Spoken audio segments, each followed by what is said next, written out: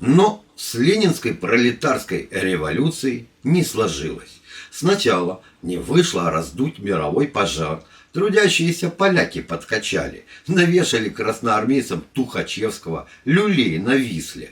Словом, не дали себя толком поджечь, сволочи. Затем с треском провалилась идея НЭПа. Не случилось на Россиюшке шанхайского чуда. То ли человеческий материал оказался не тот, то ли снова дороги подкачали. На фоне этих неудач сам генератор гениальных идей, товарищ Ульянов Ленин, скоропостижно переехал из Кремля в Мавзолей. Новый советский лидер, товарищ Сталин, будучи большим прагматиком, принялся строить коммунизм в отдельно взятой стране. А, называя вещи своими именами, ГУЛАГ, огороженный колючкой тюремный барак с вертухаями и заводскими станками. То есть, по сути, воссоздал привычную большинству великороссов крепостническую империю Романовых, только в наихудшем государственно-рабовладельческом формате.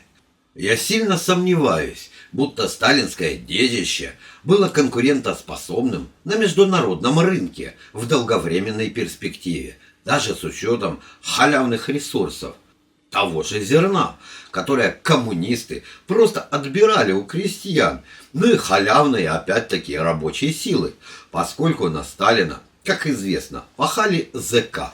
Одни с тачками и кирками на Беломор-канале, другие у Кульмана, как украинец Сергей Королев, чертил свои ракеты и радовался, ибо альтернатива была одна – Колыма. Конкурировать на международном рынке эта сталинская архаика вряд ли могла. А вот снести пол Европы танками, да пожалуйста, ломать не строить, это словосочетание недаром стало на России поговоркой. Но и с операцией «Гроза» не прокатило. Гитлер упредил Сталина и ударил первым. По идее, сталинскому ГУЛАГу бы упасть, но он снова, на удивление, устоял.